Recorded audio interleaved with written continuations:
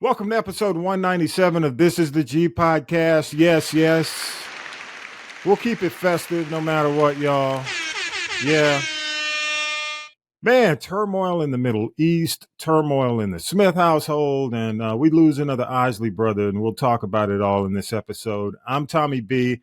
This is the G podcast. You know, each week we do news, politics, pop culture, and Tonya B's traveling this week, so the fellas are going to handle it. Only 3 episodes away from episode 200, and I've got to say thank you so much for joining us for another week.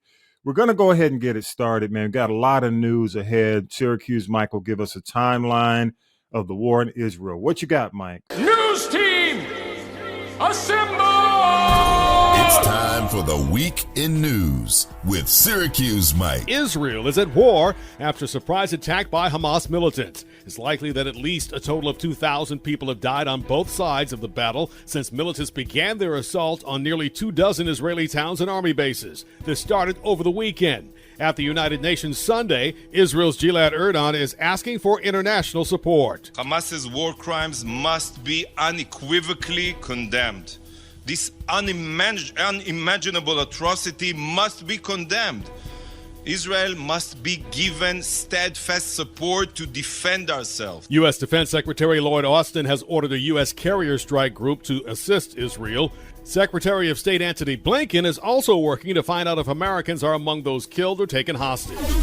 President Biden confirms at least 11 Americans are among the hundreds killed in Israel after the deadly attacks by Hamas. Israeli Prime Minister Benjamin Netanyahu vows fierce retaliation. Hamas will understand that by attacking us, they've made a mistake of historic proportions.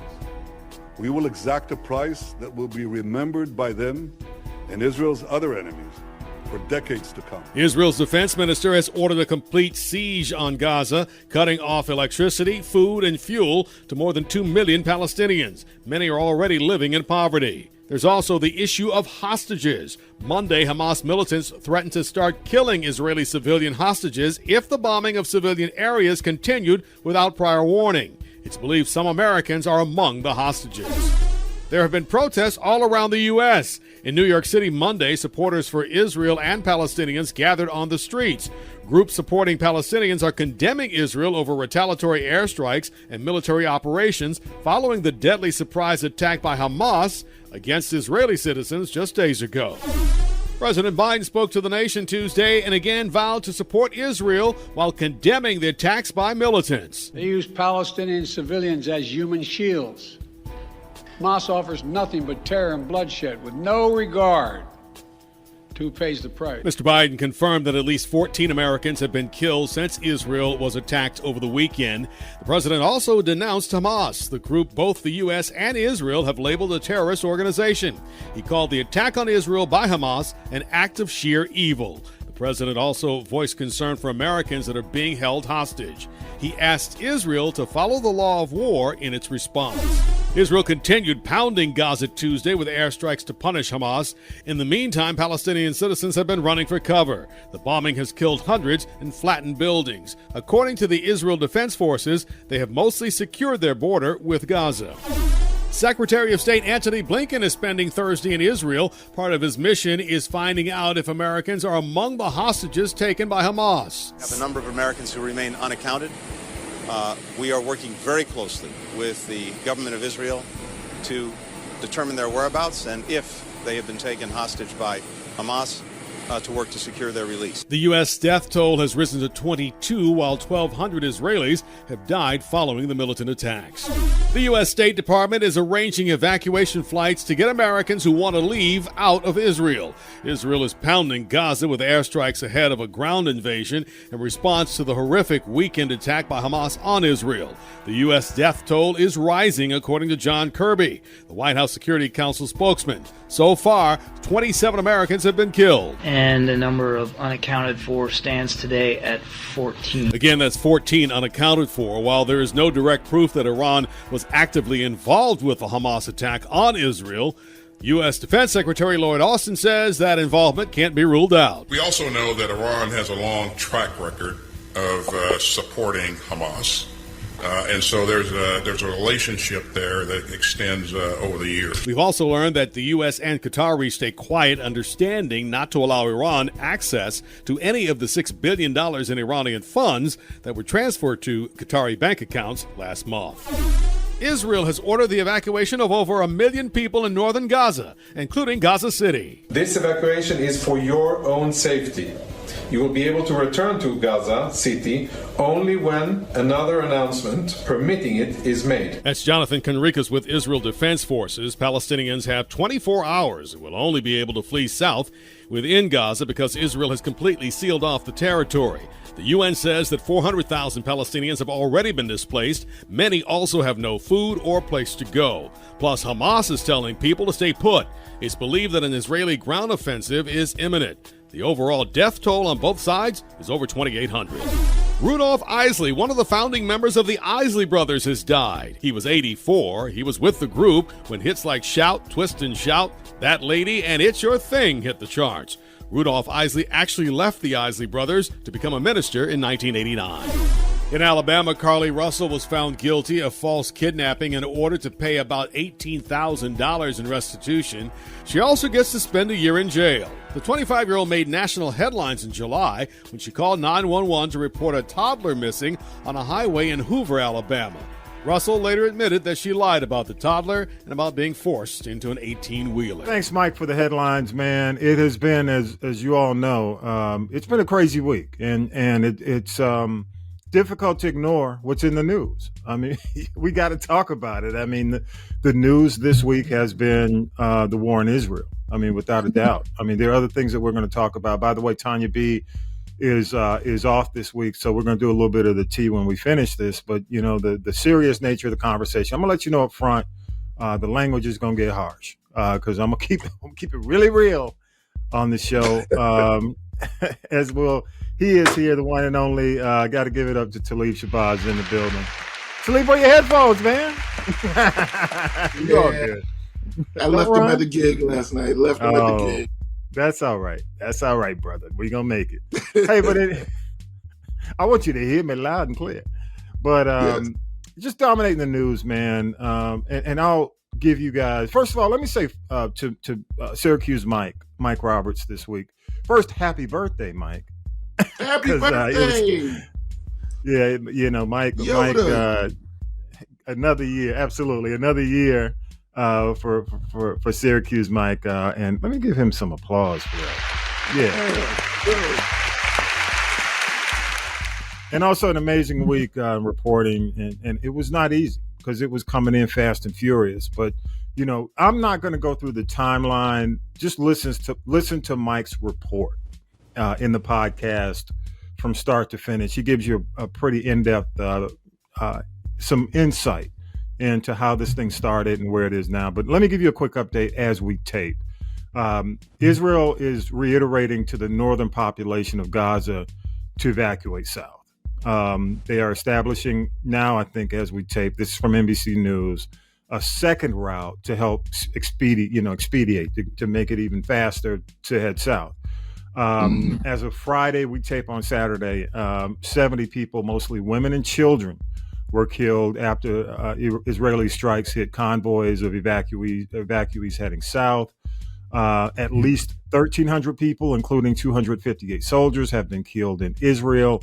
More than 3,300 have been injured. In Gaza, over 1,900 have been killed, more than 7,600 injured. And again, this is from NBC News. I'm just going to go to you, Talib. Give me your thoughts, man. I don't care where you start, where you are. What are your thoughts? Okay. My first thought is just in the whole hypocrisy of the two-state solution. You know, how is Israel, how do they justify the way that they feel? Again, let me back that up. What I think is that this is very hypocritical. You know, the fact that Israel occupies Palestine and has occupied Palestine for over 70 years. You know, how do you have somebody who comes into your backyard and says, hey, you know what, this is mine now and I need you to piss off? You know what I mean? Mm-hmm. So, you know, I've never really understood that dynamic in terms of world history. Like, you come here, you know, like, this didn't exist until you got here, the state of Israel, you know? And now you block you block Palestine from having any kind of, you know, rights. Well, that's philosophical. You're looking at the, you know, and that's, you know, that's a 70-year argument. Yeah, yes, I mean, that's been going on for a while. Yeah. Yes, but based on that, we now have this. You know, we have a place and a time where, you know, Israel seems like it's all right and Palestine is all wrong because, you know, Israel has the right to defend itself, but Palestine does not have the right to rebel. Yeah. Well, can I say this? And I want to be clear. I think there's a difference. I think you have to differentiate the players. Okay. Hamas, in my opinion, is not fully Palestine. Okay. It's an organization, political organization that's actually being seen now as a terrorist organization that basically inflicted some serious pain on civilians, you know, on innocent people. So now, just as our 9/11, they're going to be viewed as the new ISIS, regardless. Okay. Right. They knew that had to be the result if they took these actions. So I do believe that what they did was wrong. Now, philosophically, I hear what you're saying. I understand. I agree. But I think you have to take the play because and you and I, we've had this conversation before. I think, you know, for the most part, we've had this conversation. Yeah. I don't agree with Netanyahu. I think that the problem with Israel right now, and you know, we've been having a major uprising in Israel because of everything that's been going on with Netanyahu, you know, the unrest, the protest in the streets. He's been a distraction. And honestly, I think when you look at the situation, you look at what just went, I mean, you know, this is a country that is well-funded. A nation well-funded, extremely well. I mean, one of the most, how do you say it, in terms of war-ready countries, probably one of the most war-ready countries in the world. How are you sleeping for this type of attack?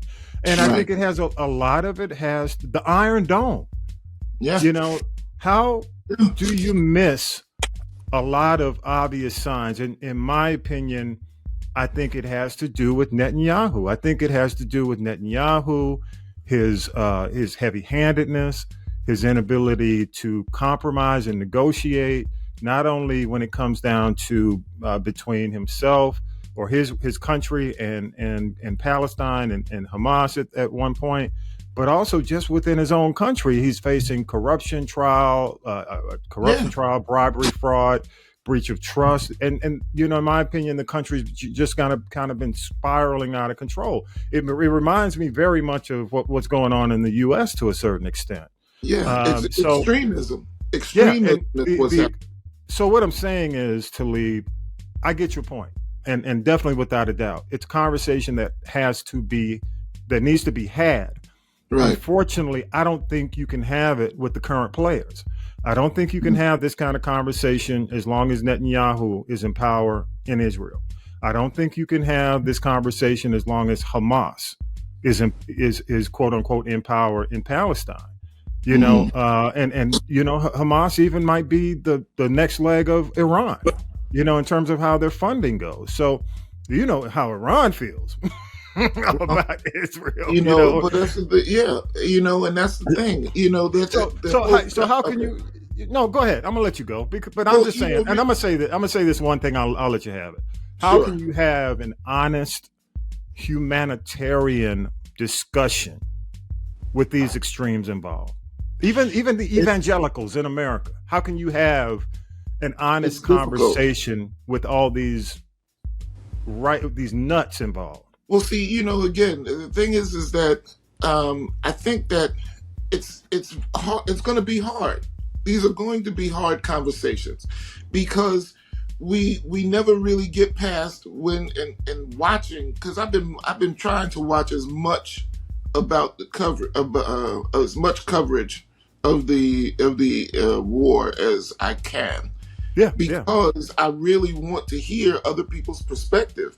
You know, it's like, okay, but when you hear a Jewish person talking about Israel, there's a certain amount of reverence that I don't necessarily totally get in terms of how the Jewish people look at Israel. And then to hear them talk about it, it's like you forget that the Palestinians are humans, and you look at them as enemy combatants. You know, kind of like how the police looks at the the police here in America look at any criminal as a perp. You know what I mean? And once you put these people into a category that lessens their humanity, it's easier to discriminate and to downplay their existence because you've already lumped them in this manner that's not human. So you want to talk about a humanitarian, interests and how to get to that point, you're definitely going to have to get different players. Netanyahu is terrible. Yeah, and our perspective, and I'm just going to speak for myself. My perspective goes back to the 70s when there were multiple, what do you call the bombs? Suicide bombers. Right. And we've gotten to a point where the suicide bombings had lessened and pretty much disappeared. Right. But when I think the iron fist. I get it. People, politicians, the extremism, when it comes down to how we run our country, how we rule our country, or how they rule their country, everybody's about this extremism and these philosophies, but there's not, even when we take a look at what's going on in our own Congress right now, when we take a look at what's going on with the House, in terms of the Speaker of the House and the Republicans, everybody's so dug in that you can't have a conversation about what's best for the people, right? And we can't even have a conversation in America about what's best for the people. Exactly, and that's what I'm saying. So how do you expect? This is biblical. This goes much deeper than two brothers on a podcast can solve, but they need to listen. Yes, they do. They do need to listen. But my point, they listening. But my point is, I just think. The extremes, man. Again, I'm just not a fan of Netanyahu. I believe even going back and I don't know all the players. I remember when President Carter got involved and you had the peace accords and Clinton got involved. It just seems to me, that when Trump and Netanyahu, are on this parallel track, or when you have that type of leadership, trouble will always ensue. And right now they're facing 9/11. I mean, I heard the first thing that Netanyahu said when the strike hit to the press was, Israel is experiencing its version of 9/11, that we faced in America. Right. And I heard one of the journalists this week say, not only that, but he said, if you look at the damage as it relates to the population, they experienced 11 times, may not from a body standpoint, but when you look at the population per capita, per person, it was probably 11 9/11s. Yeah. So they're out for blood, and it's, and quite frankly, it's unfortunate because, it's not now about helping the people. It's not about the fact that these people in Palestine are so poor and living without. You mentioned the fact, and it's in the news, that they've cut off water, electricity, the food, everything's being cut off. And now you're talking about over 1 million people having to migrate south. Right. Without, and what good is that really going to do? Let me ask, why? Well, it's about the ground. They're about to hit the ground. Okay. Right. It's going to be a ground war. Right. But what I'm saying is that at this stage, you've literally leveled the entire city. Yeah. And now you're telling people, hey, I know that you didn't have nothing before. You didn't have shit. But now you gotta have. Now you're not gonna have shit, and I need you to just start walking. You know what I mean? Well, yeah, and I think part of this, and I'll mention this. There are a lot of tunnels underground. I mean, this is under this entire region. A lot of tunnels. So they are basically hitting the ground to start going into these tunnels and bombing these tunnels.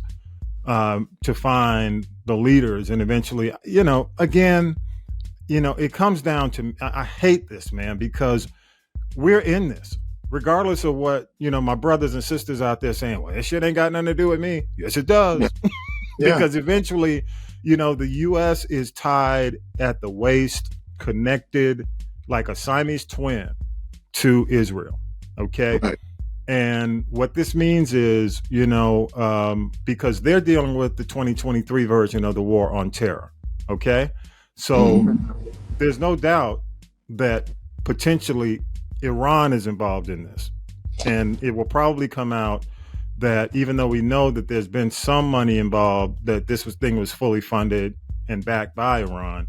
So which means there are other not so friendly members of the international community who will actually come after America and all Israel's, basically allies.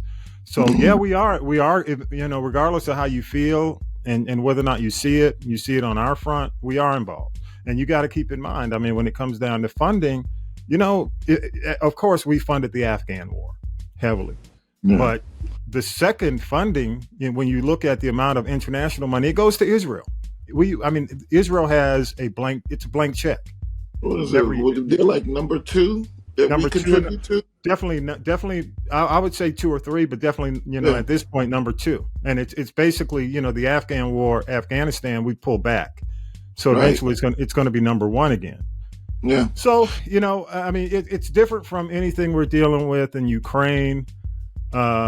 Because this has been going on for a while, and we've been a constant supporter and closest ally to Israel. So it remains to be seen how we're impacted by this. I just hope, the other concern, and I want you to jump in, man. Mm-hmm. Iran has nukes. Israel has nukes. China is talking about getting involved as a quote unquote negotiator. They got nukes. North Korea is a friend of Iran. They got nukes. So it's like, and we don't even know Russia. I don't think Russia's come out and said anything. So we're talking about all these countries with a nuclear arsenal, even though this small region could kick off World War III. A lot of people feel we're already in World War III. They say we're already there. This is about as close to ethnic cleansing as it gets. Yeah. This is, and that's what I'm saying. This is like, look, guys, Hamas made a move, and out of their frustration, so I think, and they went above and beyond. They lost the moral high ground in this one. You know what I mean? Right. Yeah. But now, are we really saying that tit for tat is okay? You know what I mean? Like, didn't we learn anything from 9/11? See, that's my point. That's what I'm saying, man. This vicious is like, we totally agree on this point. The vicious cycle we're in the vicious cycle. And there is no getting out of the vicious cycle until you step out of it. But if it's always, Hamas did this, so Israel responds, Hezbollah, whatever the factions are, the bottom line is that these two peoples aren't getting along, don't want to get along. They don't really see a solution, because if they really saw a solution, they would have instituted it. Yeah. But again, the problem really is that Palestine has no pull. They got no juice. If Palestine had juice and Israel had juice and they just weren't getting along, you know what I mean, then that would be just the typical governmental things that, you know, that governments experience. But it's not that. It's not that. It's truly one-sided. So yeah, if it is revealed that Iran is a player, or Turkey is a player, or Syria is a player, or Lebanon is a player, all of these people are, you know, have already gone on record years ago saying that, you know, that they don't believe in a two-state solution. I do. I believe a two-state solution is possible, but you got to have two states. You know what I mean? Yeah. You can't have separate but equal. Exactly. It doesn't work. You can't have apartheid. Yeah. Right. I agree. Thank you. Yeah. Thank you. And that's what I'm saying. I know that, you know, there's been a lot of, you know, I know Rashida Talib and a couple of other of our Congress people have thrown out the word apartheid. And yes, it is similar to an apartheid, but it's not apartheid. Yeah, it's apartheid not. was something totally different. But I don't want that to skew the viewpoint of how similar and how sick this dichotomy between these two nations are. You know what I mean? This is sick. It's like, yo, you know, and again, I hate to really equate it to, you know, what we know here in the US, but it's really like a slave master's mentality of, hey, hold on, I'm Lily White, I got this under control, this is my shit now. I took it from you, and now it's all about me, and it has nothing to do with you. And that's like, how can you? That's the Darwinism, survival of the fittest. Exactly, and that's also the problem. You can't know that you're wrong and look at and try to pretend that you're right. Yeah. You know what I mean? Let me say this, man, and I want to ask you the question, Talib. How do you think peace can be brokered, man? First things first is that Palestine has to be recognized as a state, or as its own independent country with its own infrastructure. And once that can be set up, now we can talk about how we deal with each other as on equal footings. You know, it's definitely going to have to. You're definitely going to have to get rid of the right wing government in both places. You know what I mean? Well, in Israel, in Palestine, there really is no government. Their governmental infrastructure is being controlled by Israel. So, you know, you got to get to equal. Can we get to equal footing first? Yeah. Do you? If we get to equal footing, then we can talk about solutions.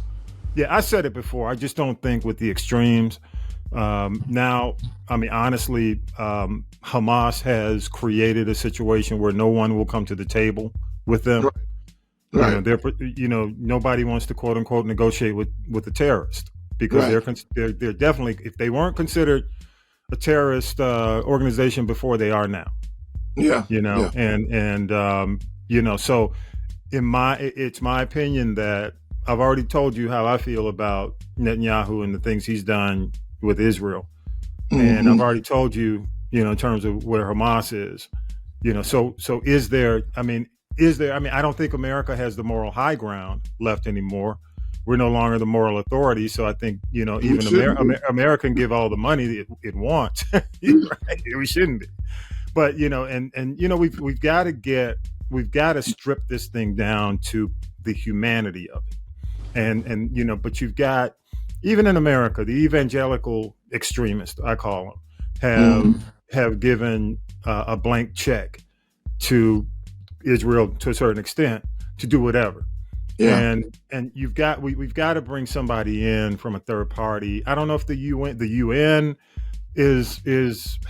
doesn't have the juice it had. The Vatican definitely As the Pope does not have the moral authority it once had. No. I just don't know. I mean, I think, we're kind of in this hapless space where, I'm looking at World War III, and I hate to say that, and I don't want to be I'm not a doomsday kind of guy. Yeah. I hate war. I hate war. It is. I mean, without a doubt, it puts America in a precarious situation, even to the point where America, the government right now is, we can't even talk de-escalation. The Biden administration has been told not to talk de-escalating the whole conflict. How is that even possible? That's what. Look, at some point, somebody's got to be a grown up. You know what I mean? It's been said. Let them do what they do. Get out the way and just send us money. That's where we are. Yeah. Right, which is crazy. For the amount of money that we spend, my voice should be heard. You know what I mean? And that's the other thing. Because I'm funding you to the tune of 10 to 15, $20 billion a year. That's taxpayers' money. You're absolutely right. We have a right. Yeah. So, we'll see. I mean, we'll keep you posted. Again, love your thoughts. Go to Castropolis.net. I'm sure I'm going to light it up. It's going to get lit up this week. But, I mean, it's unfortunate. Again, I'm going to end it, and I'll give you the last word. My thought is the players have to be removed. We have, hypocrisy coming out of all these governments. The governments have ruined any chance of there being any type of humanity considered in these negotiations. The government has done it. Politics has done it. Politics has ruined this. Okay. My heart bleeds for the innocents of all this. I'm not talking about just, I'm talking about every innocent involved in this. Okay. Yeah. This should not have happened. This should not have gone down. And Israel has failed. And the failure is on the hands of Netanyahu. I'll give you the last thought. My last thought is, once again, at some point, we have to be adults. And the adult thing is to sit down and talk about what the problems are and to come up with a solution. Yeah. This whole I'm bigger, I'm better, you're nothing, that whole thing, like you said, the humane aspect of it. It has to be put back in place. We have to be able to look at people and say, yeah, you're different, but we are the same species. We are the same. We have to get along. Mm-hmm. Yeah, you might not have gotten here by the best means. Yes, things might have been messed up until now, but this is where we are at this particular moment. How are you going to rise to the occasion? That's what the question is now.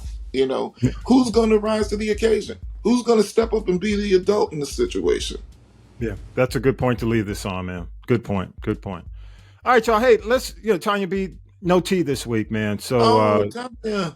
Yeah. Tonya B is traveling, man. So let me go through a couple of points, a couple of things that she would have mentioned in the tea. One of the things is we lost Rudolph Isley, one of the Isley brothers. One of the three passed away. One of the three original members. He had been a minister really since 1989, so he stepped away from the group. And I mean, unfortunately, he was suing Ron this year. So we'll see how that what goes down posthumously since he's passed. Right. But what was some of your favorite, man? Because when you think Isley we're in a different generation, kind of like partially. But we are in the same, but yet. Yeah. What's some of your favorite Isleys, man? I'll give you mine, but what's yours? Oh my God. Well, okay, so although the songs of the 70s played, that was my soundtrack to growing up. I think my first experience with the Isleys was Between the Sheets album. I was about 13 when that joint came out. Wow. And I remember being at a party on the South Side, in, Jamaica, Queens, South Side party, backyard party. I was coming out of the 8th grade, going into 9th, and Between the Sheets came on, and I was slow dancing. I put my hands on old girl's booty, and I was like, man, you couldn't tell me. Don't stop the music. You know what I mean? Like, this was not just this was love. I was the man. You know what I mean? So, you didn't get smacked? No, man. That's why I was the man. Oh man, give it up for yes. Down, had to do the study in the back. No, well, hey, Talib, it's 2023, so did you get consent? Yeah, it was consensual. It was definitely consensual. Oh, right, okay, let's give it up. Enjoyed it just as much as I did. Yeah, but then it was just the whole rediscovery of the Isleys, especially through sampling and stuff like that. I mean, I was like, man, it's amazing that these guys have been in the recorded music world since 1954, 56, somewhere around there, and have never been off the charts. Yeah, it's been crazy. Man. Yeah, it's amazing. It's amazing. Yeah, my 70s, the 70s, man, for me is just golden because, I took my older, cousins and uncle had all access to all the albums. So for me, man, it's like that 3+3, Who's That Lady, the Live It Up album with Hello It's Me, the Heat It Up, Fight the Power, and For the Love of You on that album, Harvest for the World. So you had Harvest, you had Remember At Your Best.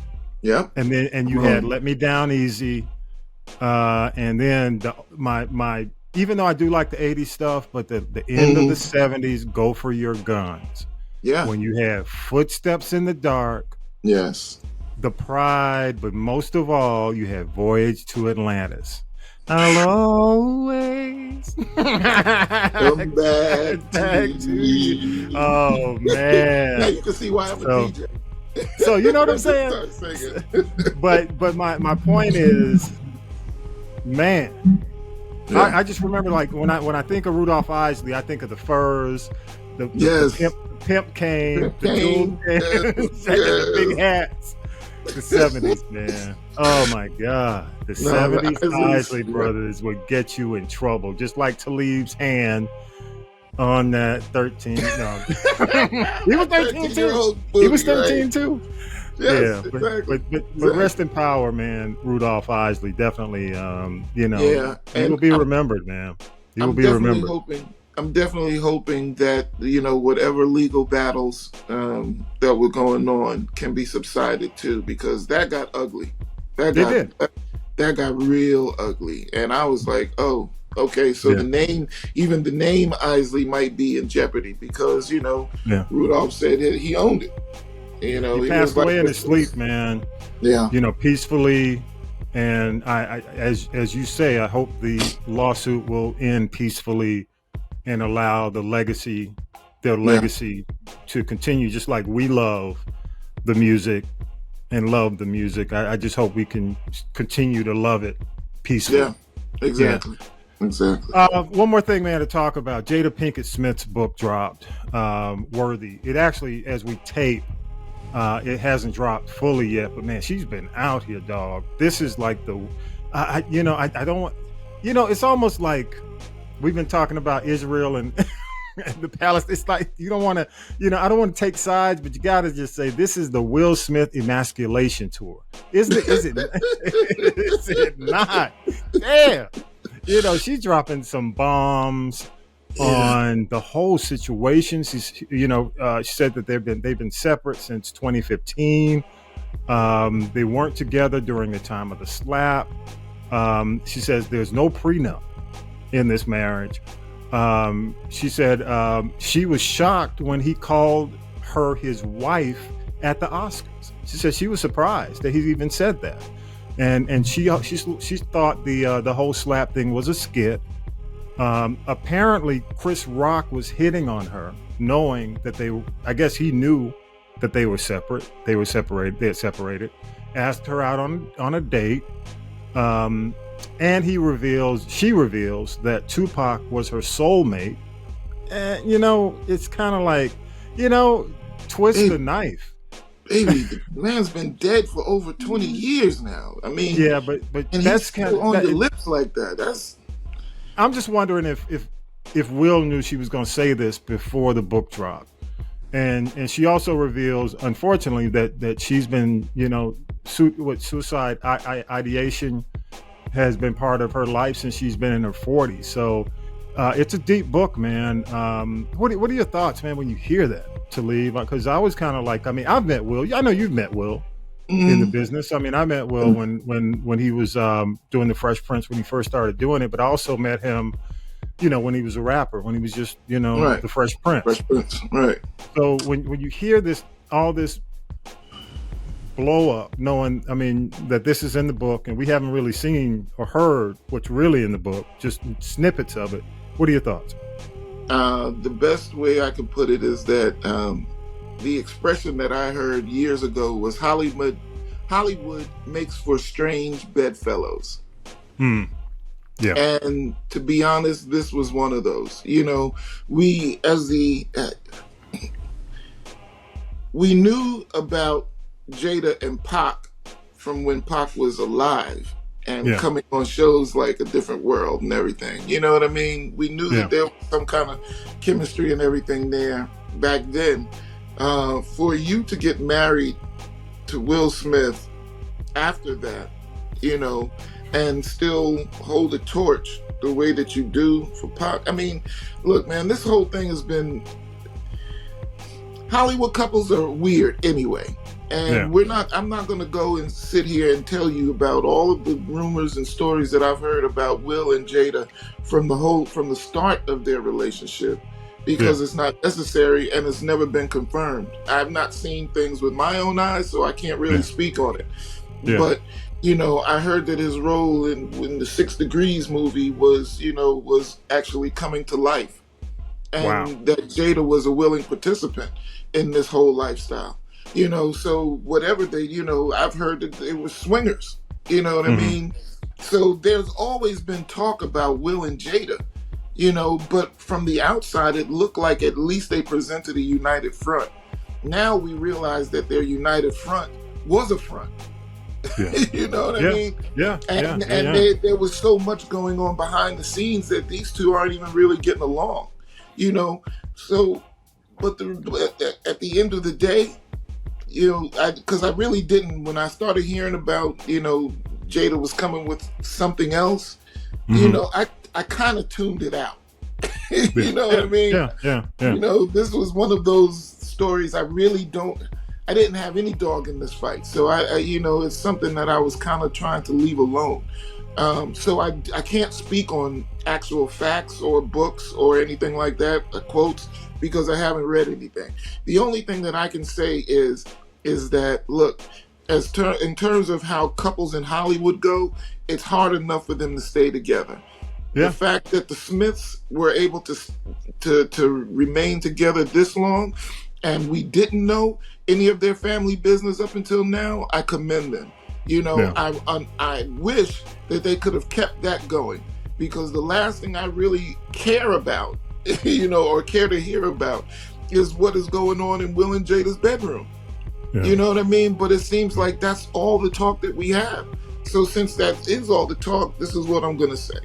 Look, regardless, I hope Will and Jada can work out whatever they need to work out, if there is a workout. If not, then you need to, I can't I can't understand being in the space of somebody who I'm no longer with like that. You know what I mean? I don't understand that. Our energies are better suited in other places. So why are you staying together? Maybe that's the whole thing. Maybe all of this now is to say, well, maybe we are about to make that kind of move. So now all of these things have to come out in order for us to be able to break away without all of the, oh, what happened? Oh, you were so great as a couple. Nobody wants to hear all that when I'm going through shit. This dude is cheating on me, I'm cheating on him, and you want to talk about how we would look so good together? Yeah. You know what I mean? It's like, come on. Well, I'm going to say this, Talib. I think it's over. Really, with this book and some of the revelations she's giving, I don't think Will has a choice. I think it's eventually, I think it's over, done. I also, the kids are grown, moved on. Right. But the fact that they don't have a prenup doesn't bode well for Will, because he was making the money. You know what I'm saying? Toward the end, So the fact that she spilled the tea that they didn't have a prenup when they got married, 97 in the 90s. That's another thing that says, oh shit, Will, Right. go talk to, I don't even know, is it Kevin Costner? go get the Costner lawyer, cause you's in trouble, bro. Yeah. A lot of money gone. Yeah. You know what I'm saying? And I'd be foolish to say I didn't see it coming. I think with the red table talk, show being canceled, with her, it was canceled. It was canceled, and a lot of it had to do. You got to keep in mind that even from a favorability standpoint, she had always been less favorable than Will, but Will's popularity dropped after the slap, and hers went even further. So they're not able to just go out there and generate opportunities on their own just based on who they are. So the book is actually as hard as it is, in my opinion, because she needs to sell books. And this is definitely going to, at least people are going to have it on their table, on their coffee table. I think now it's like, oh shit, all this? Now it's going to sell. Yeah, of course, because it's the smut. Because in the beginning, I think people are like, I think I heard Tonya B do her report. She's like, who cares? I think people care now. Oh yeah. Regardless, people, they may say, oh, I don't care about that shit. Let me read a little bit more. Right. But they want to get to they'll pick up the book. What's she saying? And skip to the OnlyFans. That's what I'm saying. What's she saying? Will did what? Oh yeah. All right, man. Appreciate you, Talib. Once again, give it up to Talib Shabazz. Yeah. Appreciate you, man. Appreciate you. I got to have a brother after the Israeli Hamas Palestine brother named Talib Shabazz on your show. You're going to get something out of it. Man, well, it's funny because I didn't fly for 2 years after 9/11. Oh, what? Are you saying? Talib Shabazz? Hey, come on. My first name is 2 letters away from Taliban. So, I'm laying real low right now, Yeah. But you know what, man? On the real tip, let's hope humanity prevails in all this. And people might have their opinion, but let's hope humanity prevails in all this. There's no reason to just say, oh, fuck humanity, we're going to do what we got to do. No. Let's hope humanity prevails in this all. Okay? Yeah. You're going to do what you need to do. We know about the war on terrorism. We went after a bunch of folks and we were out there waving the flag. So I get that mentality, but there's a human cost.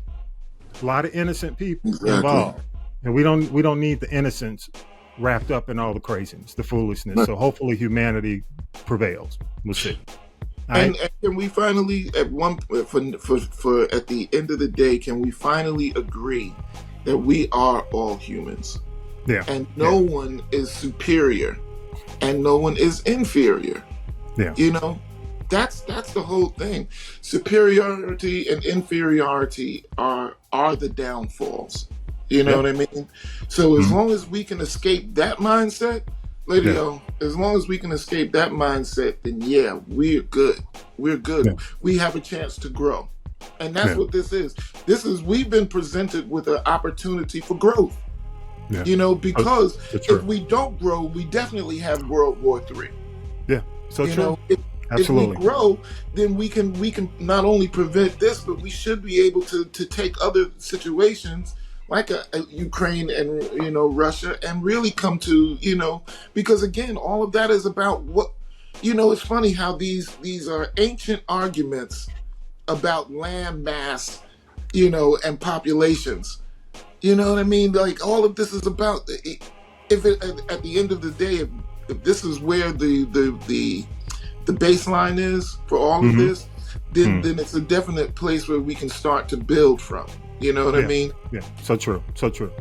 All right, y'all, let's take a break and we'll come back with what you're watching and then we'll wrap the show. Appreciate y'all. Thank you, Talib. This is the G Podcast after the break.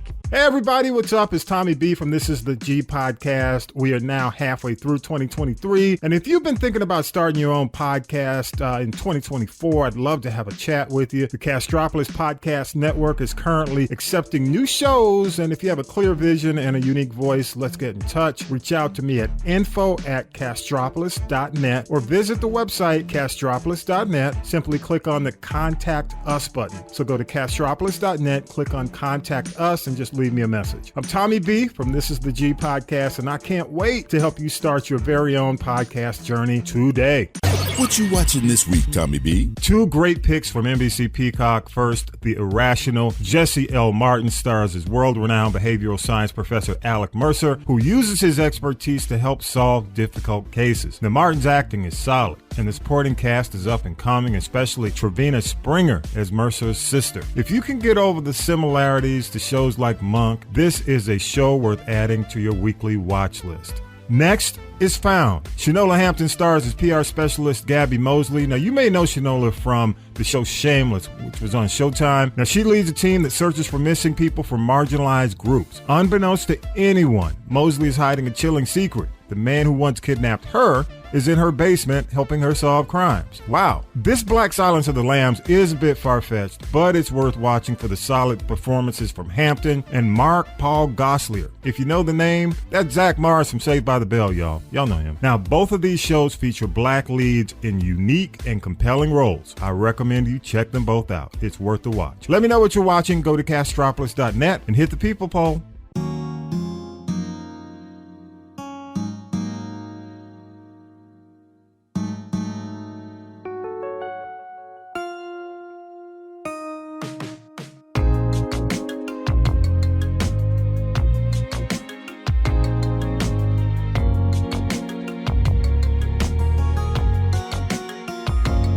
Man, as always, big thanks to Syracuse Mike, Tonya B, Vi, Talib, Shabazz, author and political analyst Harold Michael Harvey.